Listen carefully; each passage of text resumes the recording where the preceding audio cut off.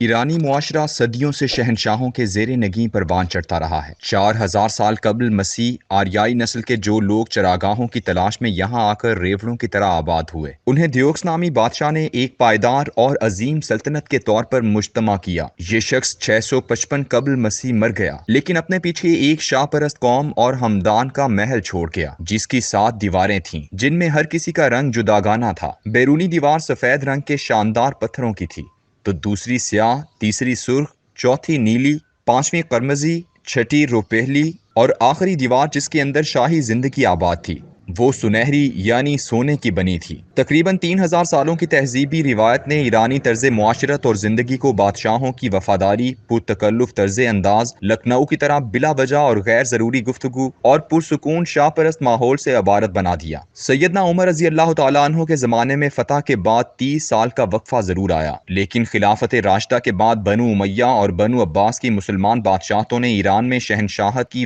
وفاداری کو پھر سے زندہ کر دیا۔ ساسانی، صفوی، قاجار اور پھر آخر میں پہلوی خاندان حکمران ہوا، جس کا آخری تاجدار ذلت و رسوائی سے 16 جنوری 1979 کو تہران کے مہر آباد ہوائی اڈے سے آنکھوں میں آنسو لیے دنیا بھر میں دربدر ہونے کے لیے رخصت ہو گیا۔ یہ لمحہ ہر کسی کے لیے حیرت کا باعث تھا کہ ایرانیوں جیسی مرنجا مرنج، نازک اندام اور خود گفتار قوم دنیا کے نقشے پر ایسا شعلہ جوالہ بن کر کیسے ابھری کہ اس کی دہشت امریکہ تک محسوس کی گئی۔ یہ ایک دم اچانک نہیں ہو گیا تھا۔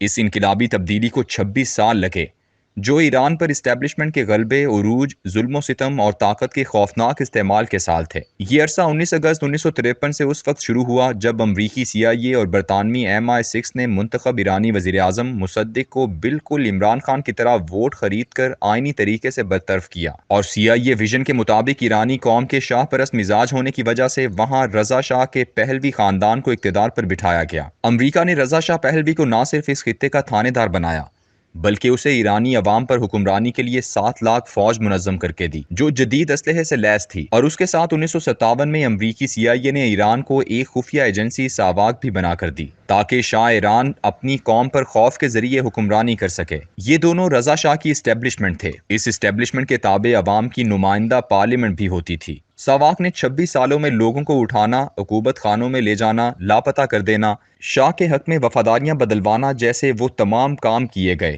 جو پاکستان جیسے ہر اس ملک میں امریکی CIA کرتی یا کرواتی ہے جہاں امریکہ اپنی مرضی کی حکمرانی چاہتا ہے۔ ایرانی قوم کو اسٹیبلشمنٹ کے خوف کا لبادہ تار تار کرنے میں تو 26 سال کا عرصہ لگا، لیکن پاکستان میں یہ پہیہ اس قدر تیزی سے چلا ہے کہ صرف 9 اپریل 2022 سے 17 جولائی 2022 تک 78 دنوں میں عوام نے خوف کی یہ دیوار عبور کر کے ثابت کر دیا کہ اگر عوام باشعور ہو کر مقابل پر آگے کھڑے ہو جائیں تو پھر ان کے سامنے چند لاکھ سپاہیوں کی حیثیت برقع جیسی ہو کر رہ جاتی ہے۔ مدتوں سے لکھتا چلا آ رہا ہوں کہ ریاست اپنا رعب و دبدبہ، جسے عرف عام میں رٹ کہتے ہیں، اپنی افرادی قوت اور اسلحے کی بنیاد پر قائم نہیں رکھتی، بلکہ اس کی یہ ریٹ 2 وجوہات سے قائم ہوتی ہے۔ پہلی وجہ یہ کہ لوگ دل سے اس کی عزت کرتے ہوں، اور دوسری بات یہ کہ وہ عوام کے دلوں میں اپنا خوف برقرار رکھے اور اسے کوئی چیلنج نہ کرے۔ دنیا بھر کی تمام حکومتیں اسی خوف اور محبت کے ملے جلے جذبوں سے اپنے اقتدار کو مضبوط کرتی ہیں۔ پاکستان میں بھی گزشتہ تقریباً 60 سال سے امریکی سرپرستی میں ایک نہ نظر آنے والی امریکی بالادستی قائم رہی ہے، جو 1958 سے 1988 تک 3 مارشل لاؤں کی صورت کھل کر حکومت کرتی رہی، مگر گزشتہ 34 سال سے اس اسٹیبلشمنٹ کی حالت پس چلمن اور پس پردہ رہ کر اقتدار کی تنابیں اپنے ہاتھ میں رکھ کر کھیلنا تھا۔ پاکستان کی موجودہ سیاسی اشرافیہ ان انگریز کے وفاداروں کے خاندانوں پر آج بھی مشتمل ہے، جو 1920 کے الیکشنوں میں 95 قومی اور 637 صوبائی سیٹوں پر منتخب ہو کر آئے تھے۔ انگریز فوج اور انگریز سول بیوروکریسی کے لگائے ہوئے یہ عوامی نمائندے کی درخت صرف اسٹیبلشمنٹ کے اشاروں پر رقص کرنا ہی جانتے ہیں۔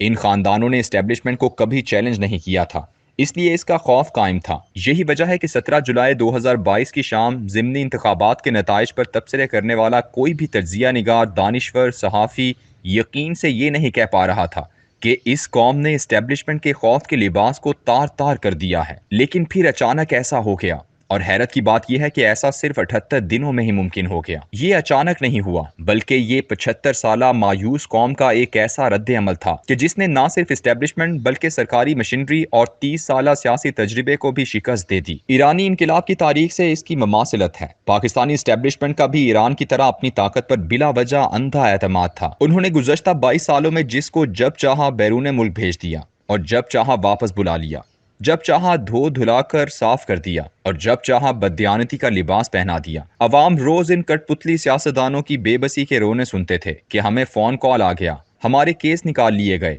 ہمیں دھونس دے کر وفاداریاں تبدیل کروائی گئیں، ہم از خود کچھ کرنے کے قابل نہیں۔ یوں یہ لیڈر ان کی نظروں سے گرتے گئے۔ دوسری مماثلت یہ تھی کہ قومی مفاد کے نام پر ساواک کی طرح اسٹیبلشمنٹ نے گزشتہ 15 سال اپنی عقوبتوں کے نشان چھوڑے تھے۔ محسوس یہ ہوتا ہے کہ یہ تبدیلی 78 دنوں میں آئی ہے، لیکن حقیقت یہ ہے کہ ایران کی طرح پاکستان میں بھی اس لاوے کو پکنے میں 22 سال لگے ہیں۔ ایران میں بھی جب 1978 کے اپریل میں تحریک کا آغاز ہوا تھا تو شاہ ایران کو اپنی فوج کی برتری، سیاستدانوں کی کمزوری اور ساواک کی خفیہ قوت پر بھروسہ تھا۔ پاکستان میں بھی ایسا ہی اعتماد اور یقین 17 جولائی کے دن حکومتی دماغوں میں بیٹھا ہوا تھا۔ اندازہ لگائیں، حکومتی مشینری، خفیہ ایجنسیوں کی سپورٹ اور میڈیا کنٹرول تینوں حکومتی ہاتھ میں ہوں تو پھر کیا پیچھے باقی رہ جاتا ہے؟ مگر وہی ہوا جو اچانک ایران میں ہوا تھا کہ اسٹیبلشمنٹ کے اس اندھے مضبوط اعتماد والے گنبد میں بھرپور شگاف پیدا ہو گیا۔ اصل وجہ یہ ہے کہ عوام کو عمران خان کی صورت ایک ایسا فرد ملا جو اینٹی امریکہ اور اینٹی اسٹیبلشمنٹ بیانیاں لے کر آگے بڑھا تھا، مگر اس کا دامن باقی سیاستدانوں کی نسبت کم میلا تھا اور ابھی تک لوگوں کا اس کے ساتھ رومانس بھی قائم تھا۔ لوگ اس کے پیچھے چل پڑے، لیکن دوسری اہم وجہ یہ ہے کہ اقوام متحدہ کے فنڈ برائے آبادی کی 2017 کی رپورٹ کے مطابق پاکستان میں 63% آبادی 19 سے 33 سال کی عمر کے افراد کی ہے اور 14 سال سے کم 34% ہیں، جبکہ میرے جیسے بوڑھے، دقیانوس اور خوفزدہ نسلوں کے افراد صرف 5% ہیں۔